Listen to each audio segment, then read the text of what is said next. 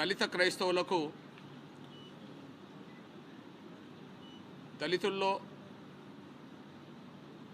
దళిత క్రైస్తవులకు ఎస్సీ హోదా వర్తించదు అన్న రాష్ట్రపతి ఆర్డర్ని ఉపసంహరించుకోవాలని చెప్పి గౌరవ దేశ రాష్ట్రపతి ద్రౌపది ముర్ము గారికి దళిత క్రైస్తవులు దళిత ముస్లింలు అందరి పక్షాన మేము విజ్ఞప్తి చేస్తున్నాం, డిమాండ్ చేస్తున్నాం. అదే సమయంలో ప్రస్తుత కేంద్ర ప్రభుత్వం గౌరవ ప్రధానమంత్రి నరేంద్ర మోడీ గారు ఈ విషయంలో కేంద్రం పక్షాన చొరవ తీసుకోవాలని ఆ ఆర్డర్ను ఉపసంహరించుకునే విధంగా చొరవ తీసుకోవాలని నేను విజ్ఞప్తి చేస్తున్నా.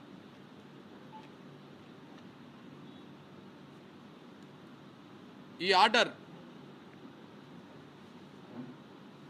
రాజ్యాంగంలో ఉండబడే ఆర్టికల్ 25కి వ్యతిరేకం. ఈ దేశ పౌరులు వాళ్ళకు ఇష్టమైన మత విశ్వాసాలు కలిగి ఉండవచ్చు అనే ఒక సంపూర్ణమైన హక్కు ఆర్టికల్ 25 ఇస్తే ఈ ఆర్డర్ ఆర్టికల్ 25కి వ్యతిరేకం. అదే సమయంలో ఆర్టికల్ 14, 15 వాటికి కూడా ఈ ఆర్డర్ వ్యతిరేకం. 14, 15లో కులం, మతం, జాతి, లింగ భేద లేకుండా అందరినీ సమానంగా చూడాలని, ఏ పేరుతో కూడా వివక్షత ప్రదర్శించొద్దు అని చెప్పి రాజ్యాంగంలో ఉండబడే ఆర్టికల్ 14, 15 స్పష్టం చేస్తున్నది. ఈ రాజ్యాంగాన్ని మనం ఆమోదించుకున్నాం. ఈ రాజ్యాంగంలో పేర్కొన్న ప్రధాన మార్గదర్శక సూత్రాలకు అనుగుణంగానే పరిపాలిస్తున్నాం. కానీ 1950లో వచ్చిన రాష్ట్రపతి ఆర్డర్ ఏదైతే ఉన్నదో, దళితులు క్రైస్తవులకు పోయినా ముస్లింలకు పోయినా ఖచ్చితంగా వాళ్ళకి ఎస్సీ హోదా వర్తించదని చెప్పి ఏ ఆర్డర్ అయితే వచ్చిందో ఆ ఆర్డర్ ముమ్మాటికి ఆర్టికల్ 25కి ఆర్టికల్ 14, 15కి వ్యతిరేకం. కాబట్టి దీన్ని ఉపసంహరించుకోవాలని చెప్పి మేము విజ్ఞప్తి చేస్తున్నాం. ఇది మొదటిది. అదే సమయంలో ఒకవేళ ఈ దేశాన్ని మనం హిందూ దేశంగానే చూడదలుచుకుంటే, ఈ దేశాన్ని సనాతన ధర్మానికి అనుగుణంగానే మనం పరిపాలించదలుచుకుంటే, భారతదేశం హిందూ దేశంగానే ఉంటుందని చెప్పి, హిందువులు మాత్రమే ఈ దేశంలో ఉండాలని చెప్పి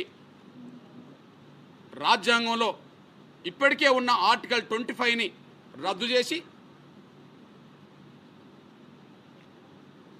భారత ప్రజలు హిందూ మత విశ్వాసాలకు లోబడి ఉండడం తప్ప మరో మతం ఎన్నుకునే స్వేచ్ఛ లేదని చెప్పి ఆర్టికల్ 14, 15 రద్దు చేసి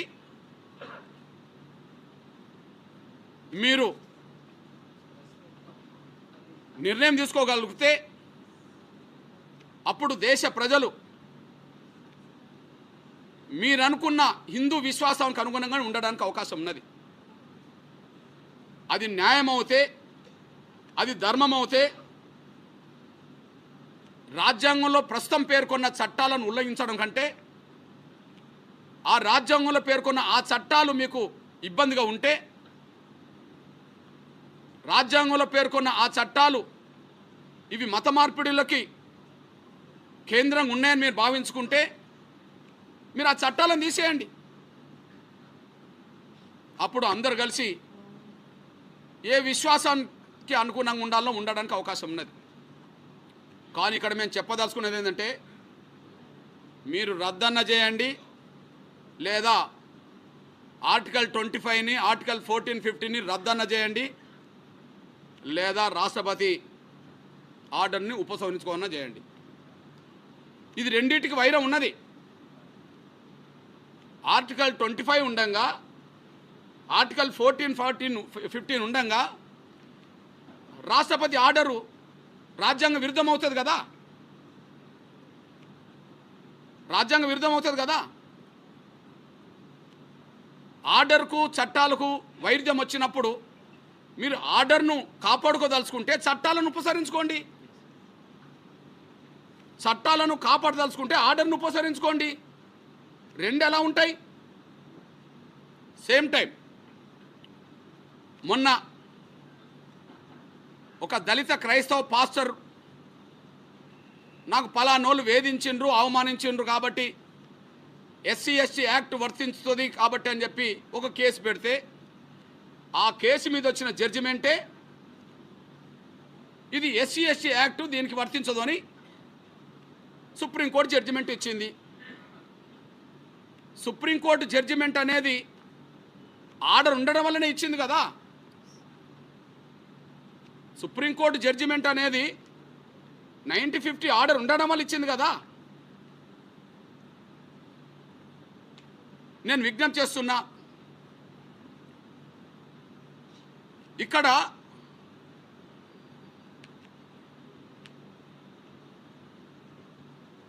వివక్షత ఉన్నది మా పట్ల, దళితుల పట్ల వివక్షత ఉన్నది. ఆ వివక్షతే మీ దృష్టికి నేను తీసుకొస్తున్నా. ఆర్డరే వివక్షత, అది చట్టాన్ని రాజ్యాంగాన్ని ఉల్లంఘించడమే కాదు. దళితులంటే చిన్న చూపు, లెక్కలేనితనం, వాళ్ళు ఉంటే ఇక్కడ ఉండాలి, లేకపోతే వాళ్ళ హక్కులు వదులుకొని వెళ్ళాలని చెప్పి ఆదేశిస్తున్నది ఆర్డర్. మీరుంటే హిందువులో ఉండండి, లేదా ఇప్పుడు ఆ 1915 ఆర్డర్లో కొంత సవరించి బౌద్ధుల్లో సిక్కులకు ఇచ్చారు, మీరు సిక్కులో చేరితే చేరండి, లేదా మీరు బౌద్ధంలో చేరితే చేరండి. 90లో బౌద్ధం కూడా ఎస్సీలో గుర్తించారు. ముందు ఆర్డరు హిందువులకే వర్తించింది దళితుల్లో, తర్వాత అది సిక్కులకు వర్తించింది దళితుల్లో, ఆ తర్వాత బౌద్ధులకు వర్తించింది దళితుల్లో. ఇప్పుడు మీరు ఉంటే మీరు హిందువుల్లో ఉండండి, మారదలుచుకుంటే సిక్కుల్లో పోండి, లేకపోతే బౌద్ధంలో పోండి. కానీ మీరు క్రైస్తవులో పోతే ఎట్లా అనే పద్ధతిలో, మీరు ఇస్లాంలో పోతే ఎట్లా అనే పద్ధతిలో ఆర్డర్ దళితులకు మాత్రమే కండిషన్ పెడుతున్నది, దళితులకు మాత్రమే కండిషన్ పెడుతున్నది. ఇప్పుడు ఈ ప్రెస్ మీట్ నేను ఆంధ్రప్రదేశ్ రాజధాని అమరావతి కేంద్రంగా గుంటూరులో పెడుతున్నా. దళితులకేనా ఈ వివక్షత? ఎవరు మారినా మనకు మంచిదేనా? ఎవరు మారినా వాళ్ళ రైట్స్ ఉంటాయా? ఒక దళితులేనా మారద్దు? ఈ దేశంలో కులం వల్ల, కుల వివక్షత వల్ల అస్పృశ్యతగా మిగిలిపోయింది, అంట్రాన్ వాళ్ళుగా మిగిలిపోయింది దళితులే. ఈ కుల వ్యవస్థలో ఎక్కువ బాధితులు దళితులే. కానీ ఆ దళితులు బాధితులు వాళ్ళు ఎటుపోవద్దు, పడితే పడి ఉండండి, కానీ మిగిలిన వాళ్ళు ఎటుపోయినా మీరు రైట్స్ ఉంటాయి, మిగిలిన వాళ్ళు ఎటుపోయినా రైట్స్ ఉంటాయి. నేను ఆంధ్రప్రదేశ్ గడ్డ నుంచి మాట్లాడుతున్నా. ఇది ఆర్డరు ఉపసంహరించుకోమని చెప్తున్నా, లేదా చట్టాలను తీసేయమని చెప్తున్నా. ఏదో తెలుసండి, ఎందుకు కేంద్రం తలుచుకుంటే చట్టాలను ఉపసంహరించుకోదా? రైతు చట్టాలు తీసుకొచ్చింది మన కేంద్ర ప్రభుత్వమే, రైతు చట్టాలు ఉపసంహరించుకోలేదా? రద్దు చేయాలనుకున్నాం, ఆర్టికల్ 370 రద్దు చేయలేదా? మనం నిర్మించుకోదలుచుకున్నాం, రామ మందిరం మనం నిర్మించుకోలేదా? ప్రభుత్వం దలుచుకుంటే ఏదైనా చేయవచ్చు కదా, మెజారిటీ ఉన్నది కదా. దళిత హిందువులు, దళిత క్రైస్తవులు పంచుకోరా, అనుభవించొద్దా? దళిత హిందువులు దళిత క్రైస్తవులు ఒక దగ్గర నుండి అనుభవించొద్దా? వాళ్ళకు లేని వివక్షత వీళ్ళ మీద ఎందుకు వస్తుంది? తీసేయండి ఈడబ్ల్యూఎస్ రిజర్వేషన్ నుంచి ముస్లిం గ్రూపులను చూద్దాం. బీసీ ఏ గ్రూప్ నుంచి, బీసీ బి గ్రూప్ నుంచి, బీసీ ఈ గ్రూప్ నుంచి తీసేయండి చూద్దాం.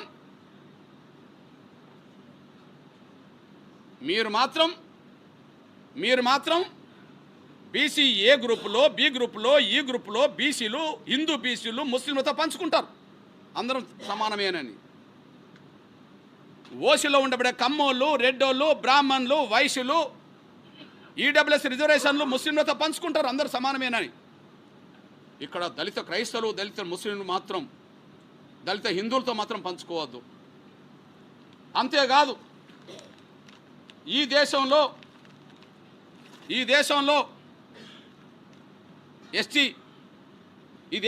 ఎస్టీ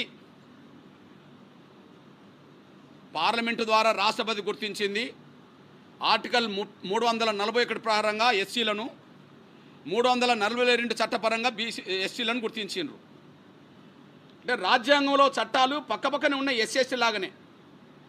మనం ఎస్సీ యాక్ట్ అంటాం కదా, అట్లనే ఎస్సీ ఎస్టీలో ఎవరు అనే దానికి ఆర్టికల్ 341 ఎస్సీలను గుర్తించింది, 342 ఎస్సీలను గుర్తించింది. ఇంతే.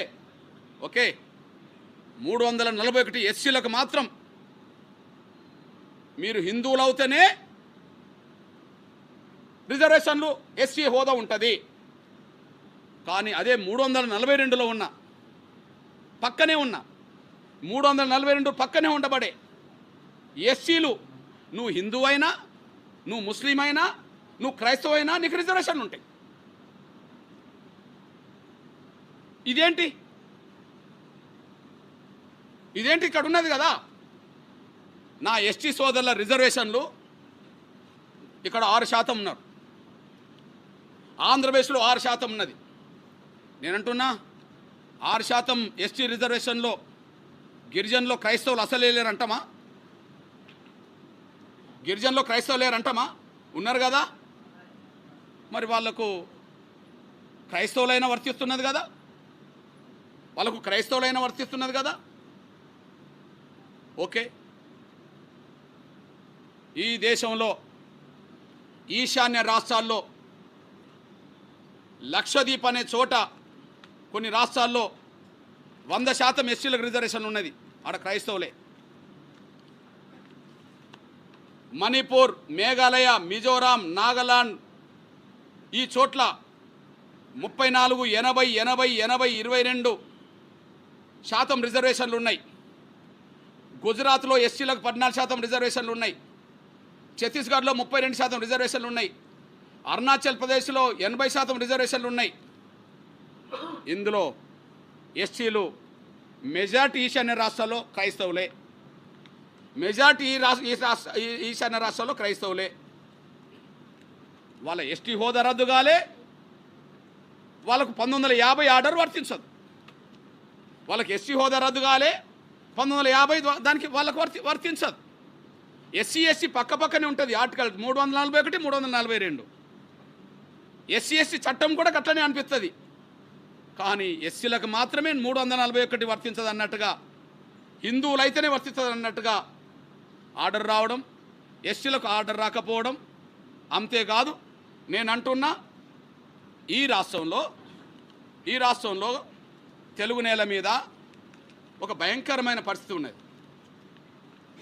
ఒక పేద దళిత వర్గాలకు సంబంధించిన క్రైస్తవ పాస్టర్లు, ఒక పేద మాదిగా ఇతర దళిత వర్గాలకు సంబంధించిన క్రైస్తవ పాస్టర్లు వాళ్ళు నమ్ముకున్న విశ్వాసం మేరకు, ఆర్టికల్ 25 ఇచ్చిన హక్కు మేరకు, వాళ్ళు నమ్ముకున్న విశ్వాసాల మేరకు వాళ్ళ సొంత గ్రామం నుంచి పక్క గ్రామానికో లేదా పక్క ఇంకొక చోటుకో వెళ్ళడం కోసం వాళ్ళకు 2 వీలర్స్ లేవు, వాళ్ళకు కార్లు లేవు, వాళ్ళకి ఏమి లేవు.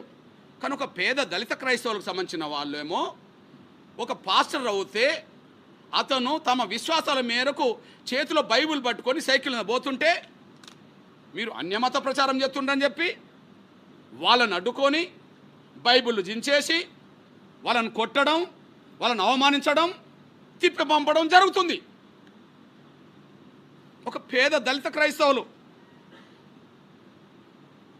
వాళ్ళకు కార్లు ఉంటే సైకిల్ మీద ఎందుకు పోతారు? వాళ్ళకు 2 వీలర్లు ఉంటే సైకిల్ మీద ఎందుకు పోతారు? మోటార్ సైకిల్ ఉంటే. ఒక పేద దళిత క్రైస్తవులకు సంబంధించిన వాళ్ళను వేధిస్తున్నారు. ఈ రాష్ట్రం నుంచి దేశంలో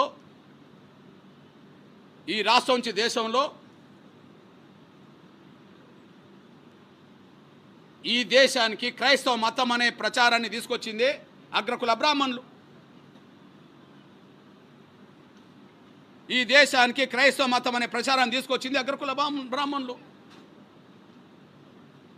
వాళ్ళకు ఎలాంటి వివక్షత లేదు, వాళ్ళ హోదా గొప్పగానే ఉన్నది. వాళ్ళు తీసుకొచ్చి యేసుక్రీస్తు దృష్టిలో క్రైస్తవ మతంలో అందరూ సమానంగానే, మీరు హిందూ దేవాలయాలకు వీళ్ళు రానిత్తలేరు, మీరు మమ్మల్ని బజార్లో తిరగనిత్తలేరు, కాబట్టి ఇక్కడికి మీకు స్వేచ్ఛ ఉన్నది, మీరు వచ్చి మొక్కవచ్చు అని చెప్పి వాళ్ళకు బడులోనో చదువో ఏదో వైద్యమో తీసుకొచ్చి గుడి కట్టిస్తే ఆ గుడిలోకి వెళ్ళారు. తీసుకొచ్చింది బ్రాహ్మణులు, భక్తులైంది దళితులు. ఇవల్ల ఈ ఆంధ్రప్రదేశ్ గడ్డ మీద ఉన్న పెద్ద పెద్ద పాస్టర్లు, ఫాదర్లు, బిషప్లు ఈ తెలుగు గడ్డ మీద, ముఖ్యంగా ఆంధ్రప్రదేశ్ గడ్డ మీద నుండి ఈ గడ్డ మీద పుట్టినోళ్ళే కోట్ల రూపాయల విలువ గల కార్లలో పోయి ప్రచారం చేస్తుంటారు. ఈ దేశం మొత్తం తిరిగి ప్రచారం చేయడానికి విమానాల్లోకి వెళ్తారు. వాళ్ళే ప్రపంచ దేశాల్లో కూడా కనిపిస్తుంటారు. ఈ ఆంధ్రప్రదేశ్ గడ్డ మీద పుట్టిన బ్రాహ్మణ ఫాదర్లు, పాస్టర్లు, బిషప్లు, కమ్మారెడ్డి కాపు బ్రాహ్మణ, కమ్మారెడ్డి కాపు ఫాదర్లు, పాస్టర్లు, బిషప్లు, వాళ్ళు సైకిల్ మీద ఎప్పుడన్నా బొంగ చూసామా? వాళ్ళు సైకిల్ని పట్టుకొని ఊరు దాటి ఊరికి వెళ్తున్నట్టుగా ఎక్కడన్నా సైకిల్ తొక్కంగా చూసామా? సైకిల్ తొక్కే మాల మాదిగా దళిత క్రైస్తవులు నోమా అడ్డుకుంటారు, కొడుతారు, అవమానిస్తారు. ఇప్పుడు కోట్ల రూపాయల విలువ గల లగ్జరీ కార్లలో, ప్రత్యేక విమానాల్లో, దేశ విదేశాలు తిరిగి ప్రచారం చేసే బ్రాహ్మణ ఫాదర్లకు, కమ్మారెడ్డి కాపు పాస్టర్లకు, బిషప్లకు వాళ్ళకేం కాదు ఈ దేశంలో. ఇది ఎట్లా న్యాయం అవుతుంది? ఇది ఎట్లా ధర్మం అవుతుంది? మీకు కార్లు ఉన్నాయి, మీకు విమానాలు పోతారు, మీకు ప్రత్యేక విమానాలు ఉన్నాయి. మీరొక్క దిక్కు ప్రార్థన పేరుతో కూటమి పెడితే రాష్ట్రం దేశం మొత్తం మీద లైవ్ల ద్వారా చూపించుకుంటారు. మాకు ఊరు దాటి ఊరు పోవడానికి కూడా శక్తి లేకనే సైకిల్ మీద పోతున్నారు. వీళ్ళు మీకు శత్రువులు అవుతాండ్రు. మా దళిత క్రైస్తవుల మీద, మా పేద వర్గాల మీద దాడులు ఆపాలి. మీకు చేతనవుతే విమానాల్లో మీద పోయేటోళ్ళ గురించి ఆలోచించండి. మీకు చేతనైతే లగ్జరీ కార్లలో తిరిగే కమ్మ, రెడ్డి, కాపు, బ్రాహ్మణ ఫాదర్ల గురించి ఆలోచించండి. అంతేగాని దళిత క్రైస్తవుల జోలికి వస్తే మౌనంగా ఉండలేము. ఇది కూడా మా ఆత్మగౌరవ సమస్యే, ఇది మా అస్తిత్వ సమస్యే. మీకు మతం మారే స్వేచ్ఛ మీకు మాత్రమే వద్దు అని చెప్తే ఇది నిర్బంధంలో మమ్మల్ని పెట్టినట్టే. 4 గోడల మధ్యలో పిల్లిని బంధించి కొట్టాలనుకున్న పిల్లి ఎదురు జరుగుతుంది. 4 గోడల మధ్యలో పిల్లిని బంధించి కొట్టాలన్న కూడా, చంపాలన్న కూడా పిల్లి ఎదురు తిరుగుతుంది. అందరికీ స్వేచ్ఛనిస్తాం కానీ దళితులకు మాత్రం ఇవ్వమని చెప్పి దళితులను వేధిస్తే, దళితుల హక్కులను తీసేసే ప్రయత్నం చేస్తే మౌనంగా ఉండలేరు. నేను నా దళిత క్రైస్తవ సమాజానికి నేను విజ్ఞప్తి చేస్తున్నా, గుర్తు చేస్తున్నా. దళితుల్లో నా మాల, మాదిగ, రెల్లి, ఇతర దళిత కులాలు ఉన్నాయి. మన మధ్యలో చిన్న చిన్న అంతరాలు, భిన్నాభిప్రాయాలు ఉంటే ఉండవచ్చు.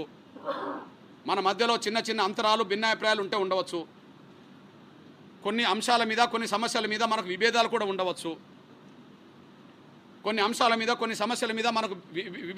ఉండవచ్చు. అయినప్పటికీ ఆ విభేదాలను, ఆ భిన్న ఉండే అంశాలను మనం తగ్గించుకుందాం. ఖచ్చితంగా మనం దళిత హిందువుల అస్తిత్వాన్ని, దళిత క్రైస్తవుల అస్తిత్వాన్ని, హిందువులకు ఉండే స్వేచ్ఛను, దళిత క్రైస్తవులకు ఉండే స్వేచ్ఛను కాపాడుకునే దిశగా మనం ముందుకు సాగుదాం. ఖచ్చితంగా ఇట్లాంటి దుర్మార్గమైన చర్యల్ని తిప్పికొట్టే విషయంలో అందరం కలిసి అన్నదమ్ముల్లాగా మనం ముందుకు సాగుదాం. కొన్ని విషయాల్లో మనకు భిన్నాభిప్రాయాలు ఉండవచ్చు, కొన్ని విషయాల్లో మన మధ్యలో చిన్న విషయాల మీద ఏదో అభిప్రాయ భేదాలు ఉంటే ఉండవచ్చు. అయినప్పటికీ ఇది టోటల్గా మన దళితుల అస్తిత్వం, ఆత్మగౌరవ సమస్య. ఇది ఉమ్మడి సమస్య. దీన్ని ఎదుర్కోవాల్సిన బాధ్యత కూడా మన అందరి మీద ఉన్నది. ఆ విషయంలో ఒకరి మధ్యలో ఒకరికి ఉండబడే అపోహలను తగ్గించుకుందాం, భిన్నాభిప్రాయాలను కూడా తగ్గించుకుందాం. మనకు వచ్చిన ప్రమాదాన్ని ఎదుర్కొనే కాడ, నివారించుకునే కాడ ఒకటవుదాం. ఆ విషయంలో నా దళిత సోదరులందరూ ఆలోచించాలని విజ్ఞప్తి చేస్తున్నా. అదే సమయంలో అక్కడక్కడ సోషల్ మీడియాలో లేకపోతే ఇతరత్ర మీడియాలో మాదిగల మధ్యలో ఏదైనా చిన్న సమస్య ఉత్పన్నమవుతే దాన్ని పెద్దదిగా చేసే ప్రయత్నం ఎంఆర్పిఎస్ వైపు నుండి చేయొద్దని, మాల వైపు నుండి కూడా చేయొద్దని, మన మధ్యలో చిన్న అభిప్రాయాలు, భేదాలు, ఆయా గ్రామాల్లో చిన్న సమస్యలు ఉన్నా కూడా అది సామరస్యంగా పరిష్కరించుకునే దిశగానే, అది అన్నదమ్ముల్లాగా పరిష్కరించుకునే దిశగానే మనం ముందుకు సాగుదాం. మన ఐక్యతను, మన అస్తిత్వాన్ని బలంగా నిలబెట్టే ప్రయత్నం చేద్దాం. ఈ విషయంలో ఎవరైనా సరే సమయం పాటించాల్సిందిగా, ఎట్టి పరిస్థితుల్లో రాబోయే రోజుల్లో సోషల్ మీడియాలో చిన్న చిన్న మాదిగల భిన్నాభిప్రాయాలని ఎవరు కూడా ఎక్స్పోజ్ చేయకుండా, ఎక్కడ చిన్న సమస్య ఉత్పన్నమవుతే అక్కడనే మనం పరిష్కరించుకునే విధంగా, సహనంతో పరిష్కరించుకునే విధంగా, సోదరత్వంతో పరిష్కరించుకునే విధంగా ముందుకు రావాలని చెప్పి, అది ఎంఆర్పిఎస్ నాయకత్వం కూడా పాటించాలని చెప్పి నేను విజ్ఞప్తి చేస్తున్నా. నా ఇతర దళిత సంఘాల్లో కూడా నేను విజ్ఞప్తి చేస్తున్నా. ఈ వచ్చిన ప్రమాదాన్ని నివారించుకునే కానీ మనం ఉండాలి, కానీ మన చిన్న చిన్న అంశాలను మళ్ళీ ఎక్స్పోజ్ బలంగా చేసుకోకుండా సామరస్యంగా పరిష్కరించుకునే దిశగానే మనం ఉండాలని చెప్పి నేను సవినంగా విజ్ఞప్తి చేస్తున్నా. అదే సమయంలో ఈ దేశంలో ఈ దళిత క్రైస్తవులకు అనే పేరుతో రిజర్వేషన్ లేకుండా చేసే కుట్ర ముందు బ్రాహ్మణ వర్గమే చేసింది. ఎందుకంటే ఆ కుట్రను సరిదిద్దడం ఈనాటి బాధ్యత అని చెప్పి నేను రాష్ట్రపతి గారికి, ప్రధానమంత్రి గారు గుర్తు చేస్తున్నా. బ్రాహ్మణ వర్గమే చేసింది అనడానికి సాక్ష్యం, ఆనాడు ఈ ఆర్డర్ ఇచ్చిన రాష్ట్రపతి బ్రాహ్మణుడు, ఆనాడు ఈ ఆర్డర్ ఇచ్చింది బ్రాహ్మణుడు. పరోక్షంగా ప్రత్యక్షంగా ఆర్డర్ రావడానికి కోఆపరేట్ చేసింది ఆనాడు ప్రధానమంత్రి నెహ్రూ బ్రాహ్మణుడు.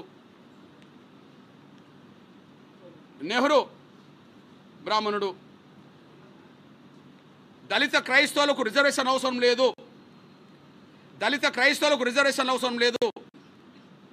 మాకు ఇక్కడ దేశ ప్రజలందరితో మాకు సమానమైన గౌరవం ఉన్నదని చెప్పి, దళిత క్రైస్తవులకు రిజర్వేషన్ అవసరం లేదని చెప్పి రాజ్యాంగ సభలో మాట్లాడిన,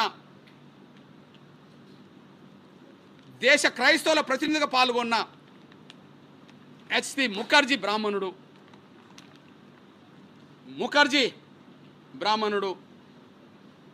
ఆ తర్వాత వల్లభాయ్ పటేల్ ఉండవచ్చు, ఇంకా చాలామంది ఉండవచ్చు.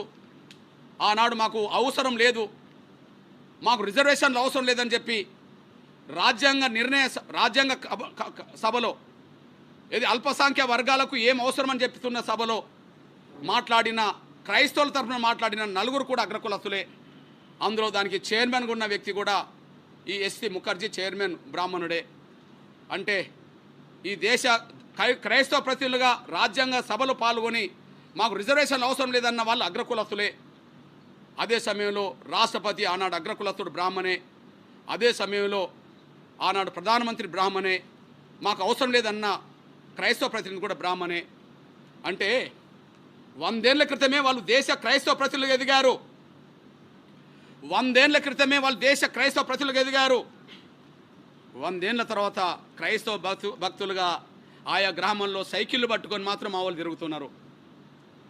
100 ఏళ్ల తర్వాత మా వాళ్ళు క్రైస్తవ భక్తులుగా సైకిళ్ళు పట్టుకొని బైబిల్ పట్టుకొని తిరుగుతున్నారు. ఈ పరిస్థితిలో మాకు ఆనాడైనా ఈనాడైనా క్రైస్తవ మత ప్రచారాన్ని గల్లీ గల్లీకి ఢిల్లీకి దేశానికి ప్రపంచానికి తీసుకెళ్తున్నది ఇక్కడ అగ్రకులస్తులే. కానీ బలవుతున్నది మాత్రం దళిత వర్గాలు అయిపోయినరు. ఇక్కడ బీసీ క్రైస్తవులు ఉన్నారు, వాళ్ళకు ఈ ఆర్డర్ వర్తించట్లేదు. ఎస్సీ క్రైస్తవులు ఉన్నారు తెలుగు నేల మీద ఈ దేశంలో, వాళ్ళకి ఆర్డర్ వర్తించట్లేదు. ఓసీ క్రైస్తవులు ఉన్నారు, ఓసీ చర్చీలు ఉంటాయి, ఓసీ చర్చీలు ఉంటాయి, కమ్మ చర్చీలు ఉన్నాయి, బ్రాహ్మణ చర్చీలు ఉన్నాయి, రెడ్డి చర్చీలు ఉన్నాయి, కాపు చర్చీలు ఉన్నాయి, బీసీలో అక్కడక్కడ బీసీ చర్చీలు ఉన్నాయి. వాళ్లకు వర్తించదు ఈ ఆర్డరు. అప్పుడు బ్రాహ్మణులు చేసిన కుట్ర ఇప్పటికి కూడా అదే మాకు శాపంగా ఇప్పటికీ దళిత క్రైస్తవులకు అన్యాయం జరిగే పరిస్థితి వచ్చేసింది. ఇకపోతే మీ సోదరుడిగా ఇంకొక విషయాన్ని గుర్తు చేస్తున్నా. ఎట్టి పరిస్థితిలో ఈ దేశ కుల వ్యవస్థ రద్దు కావాలా? ఈ దేశ కుల వ్యవస్థను రద్దు చేయండి. ఈ దేశ సంపదలో అన్ని వర్గాలకు భాగస్వామ్యం ఉన్నదని ఒక చట్టం తీసుకురండి. ఈ దేశ సంపదలో, ఈ దేశ వనరులో అన్ని వర్గాలకు భాగస్వామ్యం ఉన్నదని చట్టం తీసుకురండి. ఎవరు ఏం అడగరు. మేము ఎస్సీ ఎస్టీ యాక్ట్ అడగము, మేము రాయితీలు కూడా అడగం. ఈ దేశ సంపదలో అందరికీ భాగస్వామ్యం ఉన్నది, దేశ వనరులో అందరికీ హక్కు ఉన్నది అని చెప్పి, ముఖ్యంగా పేదలందరికీ న్యాయం జరగడానికి తీసుకునే పథకాలని చెప్పి కుల వ్యవస్థను రద్దు చేయండి. ఈ సమస్యలన్నిటికీ పరిష్కారం జరుగుతుంది. ఎందుకు నేను ఈ మాట మాట్లాడుతున్నంటే, ఈ దేశ కుల వ్యవస్థను పెంచి పోషిస్తున్నది బ్రాహ్మణ వర్గమే. ఈ దేశ కుల వ్యవస్థను పెంచి పోషిస్తున్నది బ్రాహ్మణ వర్గమే. నేను ఈ మాట అంటే బ్రాహ్మణులందరిని అన్నట్టు కాదు. అందులో ఒక 10-20% ప్రజాస్వామిక దృక్పథం గల కుల వ్యవస్థ నిర్మూలన కావాలన్నా, అస్పృశ్యత పోవాలన్నా బ్రాహ్మణ పెద్దలు కూడా ఉన్నారు. వాళ్ళు వేళ్ల మీద లెక్కబెట్టే వాళ్ళు ఉన్నారు. కానీ మెజారిటీ బ్రాహ్మణ సమాజం ఈ దేశంలో కుల వ్యవస్థకు కారణం. ఈ దేశంలో కుల వ్యవస్థకు ప్రధాన కారణం. ఎందుకంటే నాకు తెలిసి ఈ కుల వ్యవస్థను ఈ దేశంలో రాముడు సృష్టించిండేమో అనుకునే వాళ్ళం, కృష్ణుడు సృష్టించిండేమో అనుకునే వాళ్ళం, ఇంకెవరన్నా సృష్టించడం అనుకునే వాళ్ళం. బహుశా ఈ కుల వ్యవస్థకు రాముడో కృష్ణుడో కారణమని మేము అనుకోవట్లేదు. ఈ కుల వ్యవస్థకు, కుల అసమానతలకు, ఈ కుల వ్యవస్థకు, అస్పృశ్యతకు పెంచింది పోషిస్తున్నది బ్రాహ్మణ వ్యవస్థ. పెంచింది పోషిస్తున్నది బ్రాహ్మణ వ్యవస్థ. ముందు కుల వ్యవస్థను రద్దు చేయాల్సిన బాధ్యత ఉన్నది. కుల వ్యవస్థను రద్దు చేయాల్సిన బాధ్యత ఉన్నది. కారణం ఏంటంటే, కుల వ్యవస్థలో అగ్రగణ్య హోదా ఎవరు పెట్టుకున్నారు? ఈ దేశ కుల వ్యవస్థలో అగ్ర పీఠం ఎవరు పెట్టుకున్నారు? బ్రాహ్మణులే పెట్టుకున్నారు. ఇతరుల కంటే తక్కువ పెట్టుకున్నారా? ఈ కుల వ్యవస్థలో అగ్రహోదా వాళ్ళదే కదా. బ్రాహ్మణ, క్షత్రియ, వైశ్య, శూద్ర, ఇంకా పోతే పంచమ, ఇప్పుడు దళితులు అంటారని వాళ్ళు, అంతే కదా. అంటే అగ్రకుల హోదా ఎవరు పెట్టుకున్నారు? వాళ్ళే పెట్టుకున్నారు. నాకు తెలిసి కుల వ్యవస్థ ఈ దేశంలో వేలునుకోవడానికి, కుల వ్యవస్థ ఈరోజు విజృంభించడానికి, ఈ దేశంలో అసమానతలు పెరగడానికి, భారతీయుల మధ్యలో అనైక్యత లేకుండా చేయడానికి కుల వ్యవస్థే కారణం. భారతీయుల మధ్యలో అనైక్యతలు ఉండడానికి కుల వ్యవస్థే కారణం. దీనికి బ్రాహ్మణులే కారణం. దీనికి బ్రాహ్మణ వ్యవస్థే కారణం, బ్రాహ్మణులే కారణం. 10-20%కు నా మాట వర్తించదు. అందులో కుల నిర్మూలన జరగాలని మేధావులు, ప్రజాస్వామికవాదులు ఉన్నారు, గొప్ప గొప్ప వాళ్ళు ఉన్నారు. కానీ వాళ్ళు దీనికి అనుకూలమైన మెజారిటీ బ్రాహ్మణ వ్యవస్థ ఈ కుల వ్యవస్థను పెంచి పోషిస్తున్నది. వాళ్ళు ఎప్పుడు బాధితులు గారు, అందరి దగ్గర వాళ్ళే ఉంటారు. ఈ దేశానికి ముస్లిం రాజులు వచ్చిన రాజుల పరిపాలనలో కేంద్ర బిందుగా వాళ్ళ దగ్గర అధికారాలు చెలాయించింది బ్రాహ్మణులే. ఈ దేశానికి క్రైస్తవ మతం వచ్చిన ఈ దేశానికి క్రైస్తవ మతం వచ్చిన బ్రిటిష్ ఇండియా ప్రభుత్వంలో అన్ని వ్యవస్థలను ప్రభావితం చేసింది బ్రాహ్మణులే. హిందూ రాజులు పరిపాలించిన దేశంలో ఆ రాజుల దగ్గర ఎక్కువ లబ్ధి పొందింది బ్రాహ్మణులే.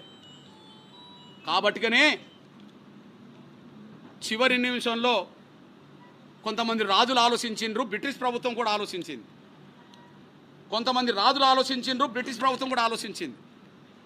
అందులో మొట్టమొదటి రాజు కొల్హాపూర్ రాజు సాహు మహారాజు ఆలోచించాడు. ఏం ఆలోచించాడు? ఈ వ్యవస్థలో మొత్తము అధికారులందరూ బ్రాహ్మణులు అయిపోయినరు, బ్రాహ్మణేతరులందరికీ ఒక హక్కులు కల్పించాలని చెప్పి రిజర్వేషన్లు ఇచ్చాడు. ఎవరికి ఇచ్చాడు? దళితులకు ఇవ్వలే, ఒక్క బ్రాహ్మణేతరులందరికీ ఇచ్చాడు, బ్రాహ్మణులకు తప్ప. అంటే అర్థం ఏంటిది? బ్రాహ్మణేతరులందరికీ రిజర్వేషన్లు అంటే అర్థం ఏంటిది? అంటే బ్రాహ్మణులే మొత్తం వ్యవస్థలో ఎక్కువ పాతుకుపోయినరు, అధికారులందరూ వాళ్ళే ఉన్నారు, వ్యవస్థను వాళ్ళే నడుపుతుండ్రు, ఇందులో బ్రాహ్మణేతర వర్గాలు లేకుండా పోయినాయి. కాబట్టి వాళ్ళందరి కోసం రిజర్వేషన్లు అని చెప్పి మొట్టమొదటి రిజర్వేషన్ తీసుకొచ్చింది బ్రాహ్మణేతర వర్గాలకంటూ రిజర్వేషన్ తీసుకొచ్చాడు. కాబట్టి సాహు మహారాజు కాలం నాటికి వ్యవస్థను శాసిస్తున్నది ఎవరు అంటే బ్రాహ్మణులే. అన్ని రంగాల్లో వ్యవస్థ నడుపుతున్నది బ్రాహ్మణులే. కాబట్టి బ్రాహ్మణేతర వర్గాలకు రిజర్వేషన్లు వచ్చినాయి. నంబర్ 1. నంబర్ 2, మైసూరుకు సంబంధించిన రాజు కృష్ణరాజు ఒడయార్, ఆయన కూడా 1918లో బ్రాహ్మణేతర వర్గాలందరికీ రిజర్వేషన్ తీసుకొచ్చాడు. ఆ బ్రాహ్మణేతర వర్గాలందరికీ రిజర్వేషన్ తీసుకొచ్చిన కాలంలో ఆ ఒడయార్ రాజు దగ్గర దివాన్గా పనిచేస్తున్నది మన మోక్షగుండం విశ్వేశ్వరయ్య. ఆయన బ్రాహ్మణుడు. రాజు దగ్గర దివాన్ ఎవరు? బ్రాహ్మణుడే. కానీ ఆ ఒడయార్ అనే మన రాజు బ్రాహ్మణేతర వర్గాలకు రిజర్వేషన్ కల్పించే నిర్ణయం తీసుకున్నప్పుడు ఒక కమిటీ ఏర్పాటు చేస్తే ఆ కమిటీ వద్దు, బ్రాహ్మణేతర వర్గాలకు రిజర్వేషన్లు వద్దని చెప్పి దివాన్ పదవికే బ్రాహ్మణుడు రాజీనామా చేశాడు. అంటే రిజర్వేషన్లు అంటే వీళ్ళకి ఎంత గిట్టదో, రిజర్వేషన్లు అంటే వాళ్ళకి ఎందుకు గిట్టదో సాక్ష్యం కనిపించింది. 1918లోనే మైసూర్ రాజు దగ్గర దివాన్ మన ప్రకాశం జిల్లా వ్యక్తే, అక్కడికి పోయి రాజు దగ్గర దివాన్గా పనిచేస్తున్నాడు. ఆ దివాన్గా పనిచేస్తున్న అతను బ్రాహ్మణేతర వర్గాలకు రిజర్వేషన్లు వద్దని చెప్పి రాజీనామా చేసి బయటకు వచ్చేసాడు. అంటే బ్రాహ్మణేతర వర్గాలకే మైసూర్ రాజు ఎందుకు ఇవ్వాలి, బ్రాహ్మణులకి ఇవ్వచ్చు కదా. అంటే వ్యవస్థ అంతా వాళ్ళే ఉన్నారు కాబట్టి, మిగతా వర్గాలు లేరు కాబట్టి వాళ్ళకి ఇచ్చే ప్రయత్నం చేశారు. ఈ నేపథ్యంలో మీ బిడ్డగా, మీ పేద వర్గాల బిడ్డగా ఇంకొక విషయాన్ని గుర్తు చేస్తున్నా. నేను అంటున్నా, బ్రాహ్మణులే కుల వ్యవస్థకు ప్రధాన కారకులు. కుల వ్యవస్థ నిర్మూలనలో కలిసి వచ్చేటోళ్ళతో కలిసి పనిచేస్తాం. కుల వ్యవస్థ నిర్మూలన కాకుండా కుల వ్యవస్థను కాపాడని వాళ్ళని వ్యతిరేకిస్తాం. కుల వ్యవస్థకు కారకులు బ్రాహ్మణులే. ఎందుకంటే బ్రాహ్మణులు ఎందుకంటున్నానంటే, నిన్న ఒక మాట మాట్లాడారు.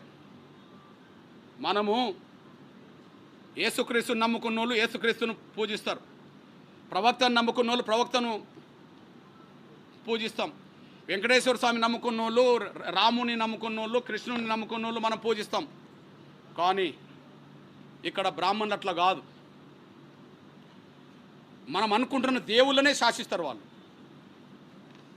మనం అనుకుంటున్న దేవుళ్ళనే శాసిస్తామని చెప్తారు. అందుకు సాక్ష్యం దేవుళ్ళు గొప్ప, బ్రాహ్మణులు గొప్ప అంటే బ్రాహ్మణులే గొప్ప అని చెప్పి వాళ్ళే చెప్పుకుంటారు. వాళ్ళు ఎంత దూరం పోయినో చూడండి. ఇక దళితులను చిన్న చూపు చూడడం పెద్ద సమస్య ఏమవుతుంది, బీసీలను బ్రాహ్మణేతర వర్గాలను లెక్క చేయకుండా పోవడానికి పెద్ద సమస్య అవుతుంది. వాళ్ళకు బ్రాహ్మణులకు దేవుళ్ళు కూడా లెక్క కాదు. అందుకు సాక్ష్యం ఈ మధ్యకాలంలో ఒక ప్రెస్ మీట్ పెట్టిన ఒక బ్రాహ్మణ పెద్ద ఆయన, ఒక ఆయన ఏం మాట్లాడిండో ఒకసారి వినండి.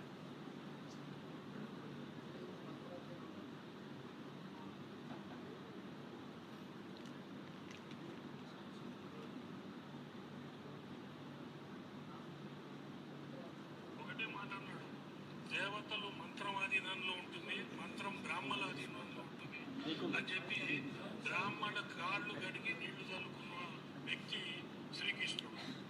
అటువంటి గౌరవం మళ్ళీ దయచేసి వినాలి, మీరు దయచేసి వినాలి, దయచేసి వినాలి. ఎవరు నమ్ముకున్న దేవుని మనం పూజిస్తాం, కానీ మనం నమ్ముకున్న దేవులను వాళ్ళు ఏమంటారు వినండి. అని చెప్పి బ్రాహ్మణ మంత్రం ఆధీనంలో ఉంటుంది, మంత్రం బ్రాహ్మణ ఆధీనంలో ఉంటుంది అని చెప్పి బ్రాహ్మణ కాళ్ళు గడిగి నీళ్లు చల్లుకున్న వ్యక్తి శ్రీకృష్ణుడు. ఇప్పుడు చెప్పండి, మనం పూజించే దేవుళ్ళను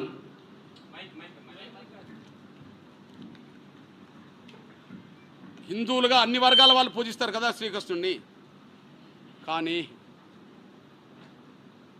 మంత్రం ఆధీనంలో దేవుళ్ళుంటే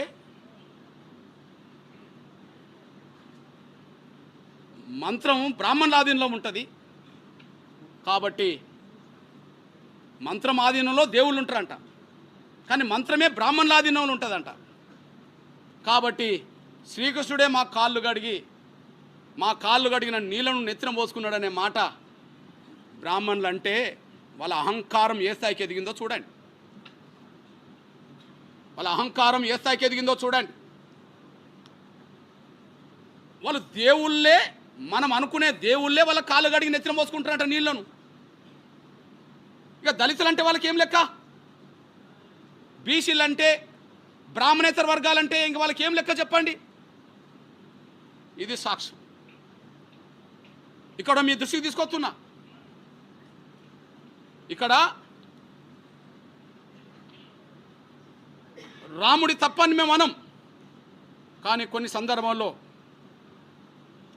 బ్రాహ్మణులే రాముడి ద్వారా శంభుకుని చంపించారు.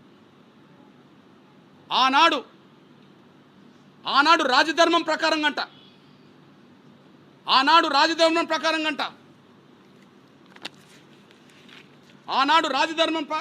పరంగా ఎవరు చంపించారు? ఒక బ్రాహ్మణ వ్యక్తి కొడుకుకు పాము, శంభుకుడు పాము కుట్టి చనిపోతే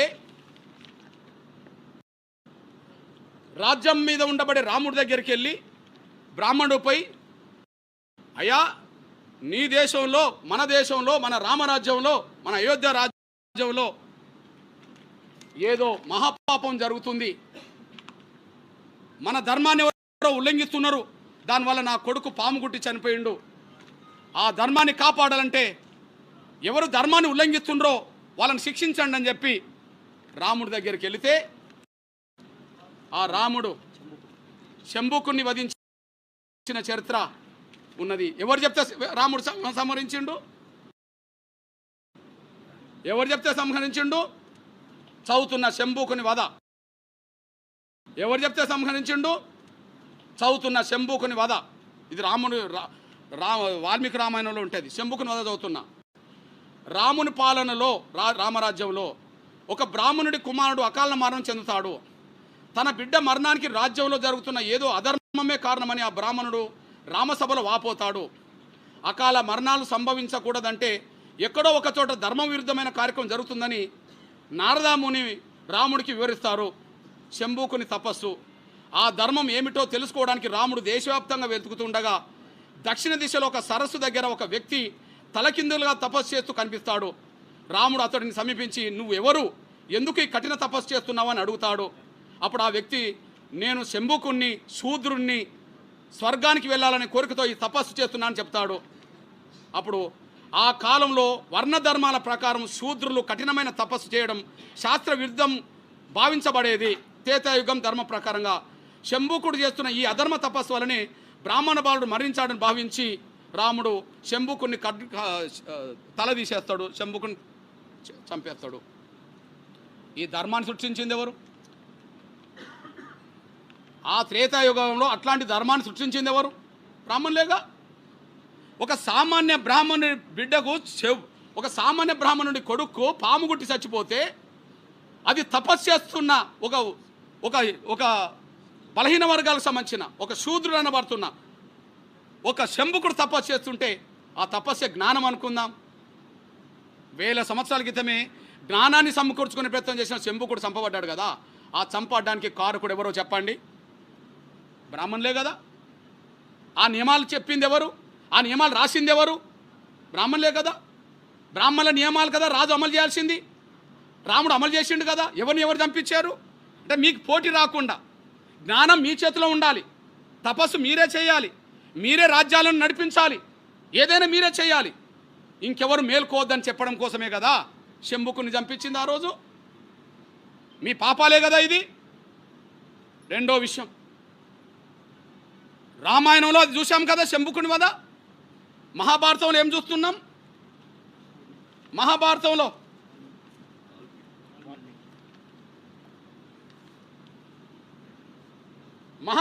మనకు తెలుసు కదా ఏంటిది? విలువిద్య నేర్చుకున్నది ఎవరు? ఏకలవ్యుడు కదా. విలువిద్య నేర్చుకున్నది ఎవరు? ఏకలవ్యుడు. అడవిలో నేర్చుకుంటాడు కదా. ద్రోణాచార్యుడు అనే ఒక బ్రాహ్మణ గురువు దగ్గరికి వెళ్తే, నువ్వు ఒక ఆదివాసి, ఒక గిరిజనుడివి, నీకు నేను నేర్పనంటే ఆయన లేకపోయినా ఆయన నేర్చుకుంటాడు కదా. ఆ విలువిద్యలో అర్జునుడి కంటే మించిపోతాడని గమనించారు కదా. అర్జునుడి కంటే మించిపోతాడని గమనించిన తర్వాత అదే ద్రోణుడు పాండవులను నెంబడి పెట్టుకొని వచ్చి ఏకలవ్యుడి దగ్గరికి వస్తే ఏకలవ్యుడు గౌరవంతో ద్రోణాచార్యుడికి నమస్కారం పెడతాడు కదా. నువ్వు నమస్కారం పెడితే చాలదు, నువ్వు విలువిద్య ఎట్లా నేర్చుకున్నంటే నువ్వు లేకపోయినా నీ పేరుతో నేర్చుకున్నావు అని చెప్తాడు కదా. అయితే మరి గురువును నువ్వు గౌరవిస్తున్నావు కాబట్టి గురుదక్షిణ ఇవ్వాలి కదా అని అడుగుతాడు కదా. గురుదక్షిణ ఇవ్వడానికి ఏకలవ్యుడు సిద్ధపడతాడు కదా. ఆ సిద్ధపడ్డ సమయంలో ఏకలవ్యుడు అనే నా గిరిజన ఆయన బొటన వేలు ఇస్తాడు కదా. ఆ బొటన వేలు ఇవ్వడం అంటే విలు చూసి కొట్టడానికి అవకాశం లేకుండా చేస్తాడు కదా. అంటే ఒక ఆదివాసి గిరిజన, ఒక ఏకలవ్యుడనే నా ఎరకల ఆ విలువిద్యకారునికి విలువిద్య దూరం చేసింది ఎవరు? ఎవరికి పోటేస్తారని చెప్పి దూరం చేసిండ్రు. ఎవరు దూరం చేసిండు? ద్రోణాచార్యుడు కదా. ద్రోణాచార్యుడు ఎవరు? బ్రాహ్మణుడే కదా. ఆ స్టోరీ ఎట్లున్నది? మీ దృష్టికి తీసుకొస్తున్నా నేను. అటవిక రాజైన దయచేసి వినండి బ్రదర్, లేట్ అయిన పర్లే, మీకు అంశాలన్నీ మీ దృష్టికి తీసుకొస్తున్నా ప్లీజ్. అటవిక రాజైన హిరణ్యధనుని కొడుకు ఏకలవ్యుడు. విలువిద్య పిపాసలో అతడు ఒక ద్రోణ దగ్గరికి వెళ్ళాడు. కానీ ద్రోణుడు తిరస్కరించాడు. ఏకలవ్యుడు ద్రోణుడి ప్రతిరూపం పెట్టుకొని విలువిద్య నేర్చుకుంటాడు. ఒకరోజు ఆ జాగిలాల మొగలు సాధనలో ఉన్న ఏకలవ్యుని అటకం కలిగించాయి. అప్పుడు కొన్ని జాగిలాలు పాండవులతో ఎంబడిపోతున్న మురుగుతే వాటిని బాణాలు ఇసురుతాడు. అప్పుడు చూడండి, అందువల్ల ఏకలవ్యుడు తన కంటబడిన వేట కుక్క నుదుటి మీద 7 బాణాలతో ఏకకాలంలో నాటేశాడు. పెద్ద గాయం కాకుండా, ప్రాణహాని కాకుండా ఊరికే కుక్కను తరిమేసేలా నాటాయి అవి. చూడు ఎంత నేర్పరో. ఆ బాణాలకు భయపడిన కుక్క రాజకుమారుల చెంతకు వచ్చింది. అప్పుడు అక్కడ ఉండబడే కౌరవ పాండవులందరూ కలిసి ఆయన దగ్గరికి వెళ్ళాడు. అర్జునుడు గురువును ఏకకాలంలో కలిసి, గురుదేవా, నన్ను మించే విలుకాడు లేకుండా చేస్తానని మీరు నాకు వాగ్దానం చేశారు. కానీ ఏకలవ్యుడు నన్ను మించిపోతున్నాడు. అతడు మీ శిష్యుడేనని కూడా చెప్పాడు. ఆయన మనసులో మాట బయటపెట్టాడు. వెంటనే ద్రోణాచార్యుడు అర్జునుడిని వెంటబేసుకొని ఏకలవ్యుడి దగ్గరికి వెళ్తాడు. ద్రోణుడి చూసి ఏకలవ్యుడు ఎంతగానో గౌరవించాడు. అనంతర సంభాషణలో ద్రోణుడు, నేను నీ గురువుని చెప్పుకోగానే సరిపోదు, తగిన గురుదక్షిణ ఇవ్వాలని అన్నాడు. ఏం అడిగినా ఇస్తానన్నాడు అతను. అప్పుడు నీ కుడిచేలు బొత్తన వేలు కోరాడు ద్రోణుడు. తక్షణమే కోసిచ్చాడు ఏకలవ్యుడు. అంతటితో అతడి పని అయిపోయింది, నశించిపోయింది విద్య. అప్పుడు అది గుర్తించిన అర్జునుడు గురుదేవుడికి వేణువులా నమస్కారం పెడతాడు అతను. ఇది చూడండి, రాముడి కాలంలో శంభూకుని చంపినప్పుడు ఆ శంభూకుని చనిపోయిన తర్వాత దేవదేవతలట రాముడి మీద పూలు చల్లుతాయట. దేవదేవతలు చూడండి, చూడవు ఏమంటారు చూడండి. శంభూకుని వద్ద జరిగిన వెంటనే ఆకాశం నుంచి దేవతలు పుష్ప సృష్టి కురిపిస్తారు. అకాల మరణం చెందిన బ్రాహ్మణుడు తిరిగి బతుకుతాడు. అంటే మమ్మల్ని చంపితే దేవుళ్ళు పూలు చల్లుతారు, మమ్మల్ని చంపితే మళ్ళీ చచ్చిపోయిన వాళ్ళు కూడా బతుకుతారు. ఇక్కడో మా విలువిద్యను దూరం చేస్తారు. రామాయణంలో శంభుకుని చంపించింది వీళ్ళే. మహాభారతంలో ఏకలవ్యుడి బొటనవేలును లాక్కున్నది వీళ్ళే. ఎక్కడ పోటీ లేకుండా చేశారు. ఇప్పుడుండబడ బ్రాహ్మణ సమాజానికి ఎవరు ఆదర్శమో చెప్పాలంటే మీకు ఆదర్శం కావాల్సింది రామానుజాచార్యులు. మీకు ఆదర్శం కావాల్సిన రామానుజాచార్యులు, ద్రోణాచార్యులు కాదు. మీకు ఆదర్శం కావాల్సింది రామానుజాచార్యులే కానీ ద్రోణాచార్యులు కాదు. రామానుజాచార్యులు బ్రాహ్మణుల దగ్గర ఏ విద్య ఉన్నదో, ఏ మంత్రాలు ఉన్నాయో, ఏ ఉపదేశాలు ఉన్నాయో వాటన్నిటినీ సమాజానికి పంచాల్సిందే అని చెప్పి అందరికీ సమాజం పంచే కాడ ఎవరున్నారు? రామానుజాచార్యులు ఉన్నారు. ఆ రామానుజాచార్యుల గురించి గొప్పగా ప్రధానమంత్రి గారు మాట్లాడుతాడు ఒక మాట, మన గౌరవ నరేంద్ర మోడీ గారు. సమాజంలో భేదాలు సృష్టించి మనుషులను వేరు చేసే ఏ మతాన్నైనా సాంప్రదాయాన్నైనా పరంపర అయినా సరే రామానుజులు వ్యతిరేకించేవారు. అటువంటి వ్యవస్థను ధ్వంసం చేయడానికి, మార్పు తేవడానికి తన శక్తిని మొత్తం దారపోశాడు. ఏ వ్యవస్థను? అసమానతలు సృష్టించే వ్యవస్థను ధ్వంసం చేయడానికి రామానుజాచార్యులు ముందుకొచ్చిండు అని చెప్పాడు. మనకు ఆదర్శం కావాల్సింది ఎవరు? బ్రాహ్మణ సమాజానికి ఆదర్శం కావాల్సింది ఎవరు? ఈయన బ్రాహ్మణుడే. కానీ ఏళ్ల మీద లెక్కపెట్టే బ్రాహ్మణ పెద్దలోమో సమాజాన్ని అసమానత లేని వ్యవస్థను కోరుకున్నారు. కానీ 80% బ్రాహ్మణులు మాత్రం ఈ వ్యవస్థ ఇలా ఉండాలి, అందరు మా కాళ్ళ కూడా ఉండాలి అని చెప్పి వీళ్ళు కోరుకుంటున్నారు. మేము రామానుజాచార్యులను గౌరవిస్తాం, ద్రోణాచార్యులను వ్యతిరేకిస్తాం. మేము రామానుజాచార్యులను గౌరవిస్తాం, మేము ద్రోణాచార్యులను వ్యతిరేకిస్తాం. మీ దృష్టికి తీసుకొస్తున్నా. ఈ విషయంలో మా డాక్టర్ బాబాసాహెబ్ అంబేద్కర్ కూడా, బాబాసాహెబ్ అంబేద్కర్ ఆయన రాసిన దాంట్లో స్పష్టంగా ఉన్నది. హిందూ ధర్మంలో ఎవరైనా సమతా దిశలో గొప్ప కార్యక్రమాలు సక్రమంగా నిర్వర్తించారంటే వారు సంత రామానుజాచార్యులే అని చెప్పేశాడు. ప్రధానమంత్రి నరేంద్ర మోడీ గారు ఆయననే గుర్తు చేసిండు, మా డాక్టర్ బాబాసాహెబ్ అంబేద్కర్ ఆయనే గుర్తు చేశాడు. అంటే మా అంబేద్కర్ ఎవరిని గౌరవించిండు? సమతా సమాజాన్ని కోరుకునే బ్రాహ్మణులను గౌరవించాడు. నరేంద్ర మోడీ గారు ఎవరు గౌరవించిండు? వివక్షత లేని సమాజాన్ని కోరుకునే బ్రాహ్మణులను గౌరవించాడు. మేము ఎవరిని కోరుకుంటాం? రామానుజాచార్యులను మేము కోరుకుంటాం, ద్రోణాచార్యులను వెంటబడతాం. రామానుజాచార్యులను మేము కోరుకుంటాం, గౌరవిస్తాం. ద్రోణాచార్యుల వారసులను వెంటబడతాం. ఇందులో ఉపేక్షించే ప్రసక్తి ఎక్కడ ఉండదనే విషయం కూడా మేము స్పష్టం చేస్తున్నాం. ఈ విషయంలో నేను కుల వ్యవస్థ రద్దు గురించి ఎందుకు మాట్లాడుతున్నా? ఈ దేశంలో కుల వ్యవస్థ రద్దు నేను ఒక్కరిని కోరట్లా. ఈ కుల వ్యవస్థ వల్లనే ఈ దేశంలో వేల కులాల మధ్యలో సాంఘిక సమానత్వం లేకుండా పోయింది.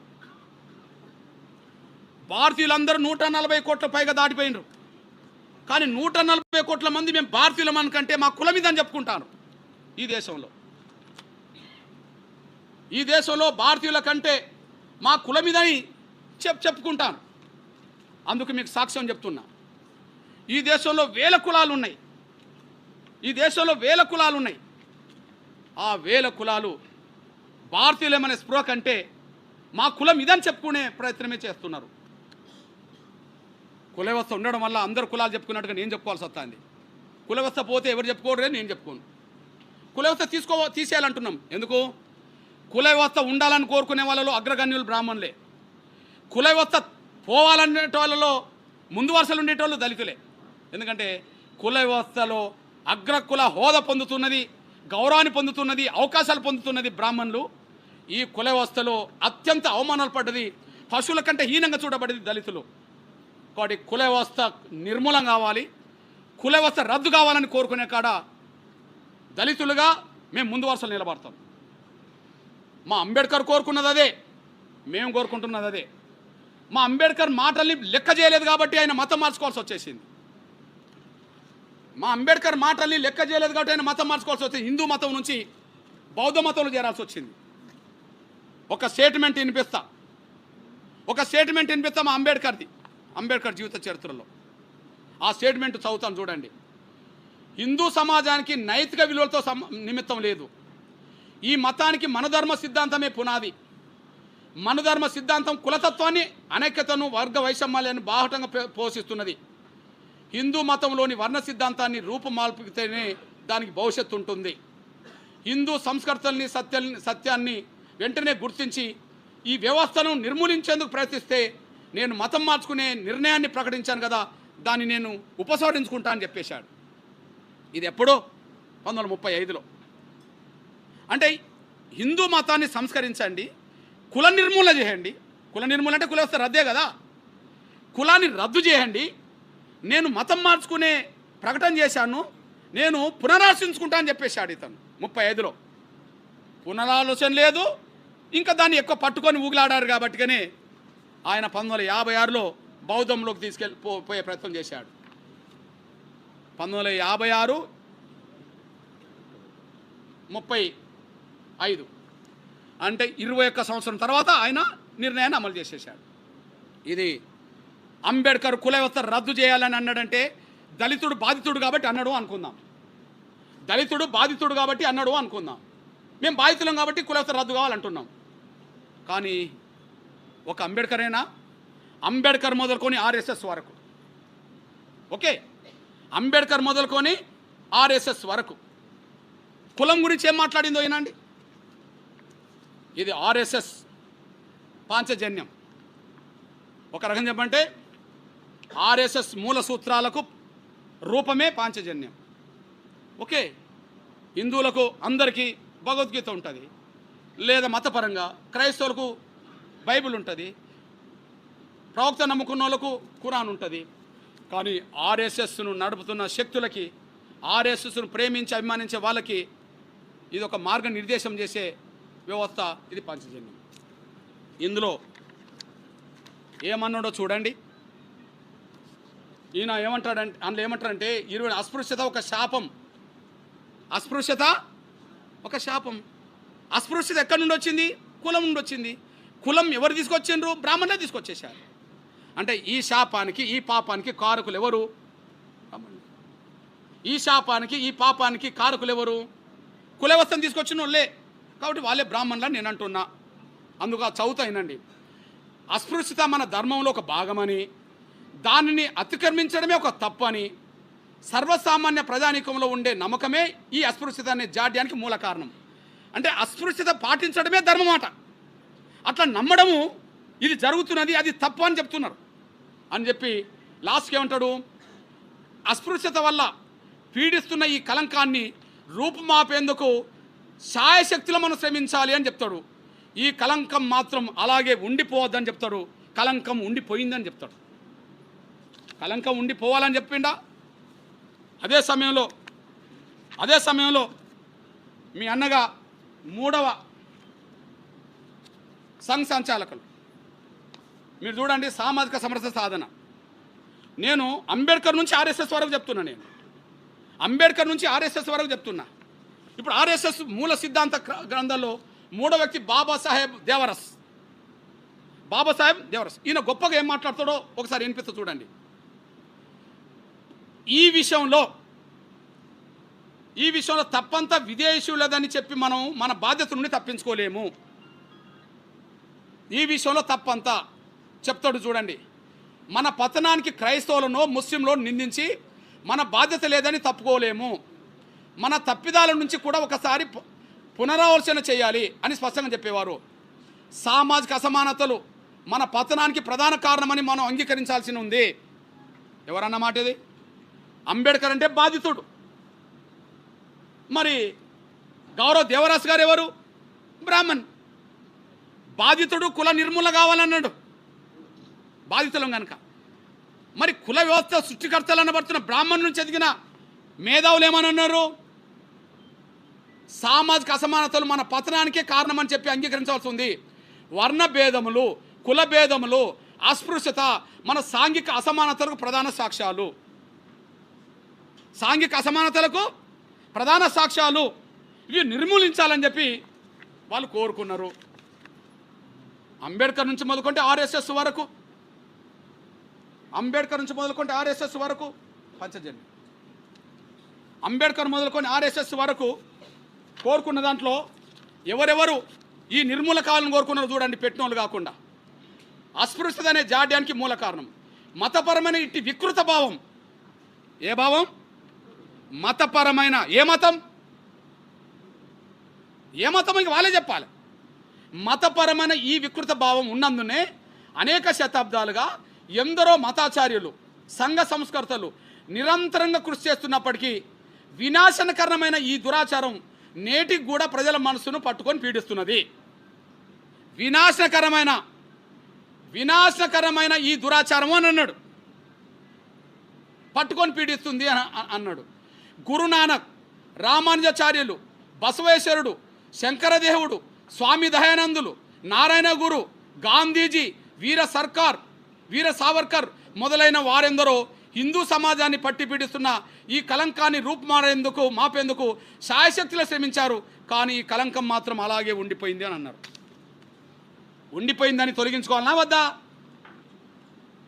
ఉండిపోయిందని తొలగించుకోవాలన్నా వద్దా? తొలగించుకోవాలి కదా. తొలగించుకోవాలంటే ఇప్పుడు ఏం చేయాలి? ఈ దేశ కుల వ్యవస్థకు కారకులు ఎవరు? బ్రాహ్మణ సమాజమే. బ్రాహ్మణ సమాజంలో కొంతమంది పెద్దలు కూడా ఈ కుల వ్యవస్థ వల్లనే ఈ అసమంతరం చెప్పేశారు. మిగిలిన బ్రాహ్మణ సమాజం ఏం చేయాలా? ఈ కుల వ్యవస్థ రద్దు కోసం ముందుకు రావాలి. అదే సమయంలో కేంద్ర ప్రభుత్వం కూడా ఆలోచించాలి, రాష్ట్రపతి కూడా ఆలోచించాలి. నేను ఎందుకు మాట్లాడుతున్నా? ఆర్డర్ను రద్దు చేసుకోమని ఎందుకన్నానంటే ఆనాడు ఈ ఆర్డర్ను తీసుకొచ్చింది రాష్ట్రపతి బ్రాహ్మణుడు. ఆనాడు ప్రధానమంత్రి హోదాలో ఉన్న వ్యక్తి నెహ్రూ బ్రాహ్మణుడు. ఆనాడు దేశ క్రైస్తవ ప్రతినిధిగా పాల్గొన్న ముఖర్జీ బ్రాహ్మణుడు. కాబట్టి ఎవరికి లేని వివక్ష మా మీదకి వచ్చేసింది. ఈనాడు రాష్ట్రపతి గిరిజనురాలు కదా, ఆదివాసి బిడ్డ కదా. ఆదివాసి బిడ్డ ఒడిశా నుండి వచ్చింది కదా. ఒడిశాలో గిరిజనులు హిందువులు ఉన్నారు, క్రైస్తవులు ఉన్నారు కదా. ఒడిశాలో గిరిజనులు, ఆదివాసులు, హిందువులు ఉన్నారు, క్రైస్తవులు ఉన్నారు కదా. ఇప్పుడు దేశానికి ప్రధానమంత్రి ఎవరు? గౌరవ నరేంద్ర మోడీ గారు ఒక ఓబీసీ రిజర్వేషన్లు ఇక్కడ ముస్లింలకు అమలు జరుగుతున్నాయి కదా. ఓబీసీలకు ఇక్కడ క్రైస్తవులైన కూడా రిజర్వేషన్లు అమలు జరుగుతున్నాయి కదా. ఓబీసీలకు హిందువులైన అమలు జరుగుతున్నాయి కదా. ఓబీసీ ప్రధానమంత్రి ఉండగా ఓబీసీ రిజర్వేషన్లు ముస్లింలకు అమలు చేస్తూ ఈడ క్రైస్తవులకు అమలు చేస్తూ ఒక దళితులకు మాత్రమే అమలు జరగద్దని చెప్పి ఏదైతే ఆర్డర్ ఉన్నదో ఆర్డర్ను సరిచేయడం బాధ్యత కదా. ఈ నేపథ్యంలో విజ్ఞప్తి చేస్తున్నా నేను. జ్ఞానం ఎవరి సొత్తు కాదు.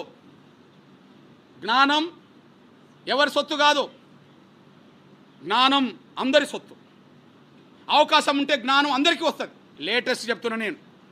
ఇప్పుడు మన భారతదేశానికి జాతిపిత అంటే ఎవరు గుర్తుకొస్తారు? గాంధీ. పాకిస్తాన్ జాతిపిత అంటే ఎవరు గుర్తుకొస్తారు? ఎవరు? మన గుంటూరులో కూడా ఉన్నది Jinnah tower. Okay, Gandhi tower పాకిస్తాన్లో ఉన్నదో లేదో తెలియదు, కానీ జిన్నా టవర్ మాత్రం గుంటూరులోనే ఉన్నది. ఓకే, ఈడ కుల వ్యవస్థ లేకపోతే ఆయన కులం నుంచి బహిష్కరించకపోతే వాళ్ళ తండ్రి మతం మారేది కాదు. వాళ్ళు ఇప్పుడు పాకిస్తాన్ భూభాగమైన కరాచీకి వెళ్ళేవాళ్ళు కాదు. అక్కడ షియా మతంలో చేరేవాడు కాదు. ఇక్కడప్పుడే చేరాడు కదా. ఆయన పాకిస్తాన్ దేశం అనేది కావాలని కోరేవాడు కాదు. అంటే ఈ కుల వ్యవస్థ వల్ల ఉన్న భూభాగమే మన కన్న ముందు పోయింది కదా. కుల వ్యవస్థ లేకపోతే మత మార్పిడి లేవు కదా. మత మార్పిడి లేకపోతే జిన్నా లేడు కదా. జిన్నా లేకపోతే పాకిస్తాన్ లేదు కదా. మన లోపాన్ని మనం సరి చేసుకోవాలి కదా. అందువల్ల స్పష్టం చేస్తున్నాం, కుల వ్యవస్థ రద్దే దీనికి పరిష్కారం. కాబట్టి కుల వ్యవస్థ రద్దు కోసం జరగాల్సిన ప్రయత్నంలో బ్రాహ్మణ సమాజం వైఖరి ఏందో తేల్చాల అవసరం ఉన్నది. మెజారిటీ బ్రాహ్మణులు కుల వ్యవస్థకు అనుకూలంగా ఉంటే వాళ్ళని గౌరవిస్తాం. మైనార్టీ బ్రాహ్మణ పెద్దలు ఎవరన్నా కలిసి వస్తే వాళ్ళతో కలిసి పనిచేస్తాం.